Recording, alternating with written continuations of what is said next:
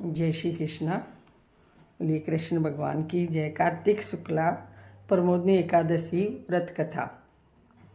श्री कृष्ण जी बोले, हे युधिष्ठिर, कार्तिक मास के शुक्ल पक्ष की एकादशी का नाम प्रमोदनी है। इसमें भगवान विष्णु जागते हैं, इस कारण इसका नाम देवस्तनी भी कहा गया है। इसके महात्म्य की कथा ब्रह्मा जी ने नारद ऋषि से कही थी, जिसके हृदय में प्रमोदनी एकादशी का व्रत करने की इच्छा उत्पन्न होती है।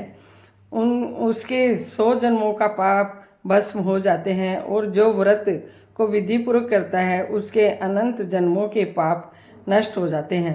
भगवान की प्रसन्नता का मुख्य साधन है। प्रमोदनी एकादशी व्रत में मनुष्य को आत्मा का बोध होता है। जो इस व्रत से विष्णु की कथा सुनते हैं उन्हें 7 दीप दान करने का फल मिलता है।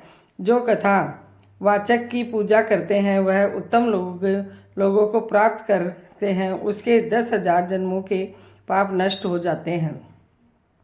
पुरुष कार्तिक में वृंदों का दर्शन करते हैं। यह 1000 युग एक वैकुंठ से निवास करते हैं। जो तुलसी का पेड़ लगाते हैं उसके वंश में कोई निसंतान नहीं होता। जो तुलसी की जड़ में जल चढ़ाते हैं उनकी वंश सदैव फली रहती है। जिस घर में तुलसी का पेड़ हो उसमें देवता निवास करते हैं। सर्प तथा यमराज के दूत वहाँ स्वप्न में नहीं विचरते। जो पुरुष तुलसी वृक्ष के पास श्रद्धा से दीप जलाते हैं उनके हृदय में दिव्य चक्षु का प्रकाश होता है। जो शालिग्राम की चरणों दिक में तुलसी मिलाकर पीते हैं उनके निकट अकाल मृत्यु नहीं आती। सर्व व्याधियाँ नष्ट हो जाती है। पुण्य जन्म को वह प्राप्त नहीं होता। ऐसी पतित पावनी तुलसी का पूजन इस मंत्र से करना चाहिए।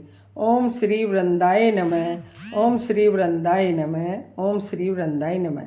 जो चतुर्मास में एकादशी में मौन धारण करे उसे स्वर्ग सहित तिल का दान करना चाहिए। कार्तिक मास या चतुर्मास में नमक का त्याग करते हैं उन्हें शक्कर का दान करना चाहिए।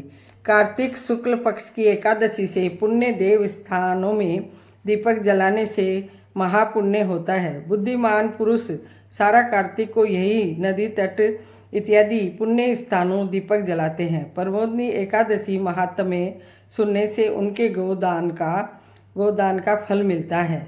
फलाहार इस दिन कावरे का सागर लिया जाता है। श्री कृष्ण गोविंद हरे मुरारी, हे नाथ नारायण वासुदेवा। श्री कृष्ण गोविंद हरे मुरारी, हे नाथ नारायण वासुदेवा। ले 11 माता की जय।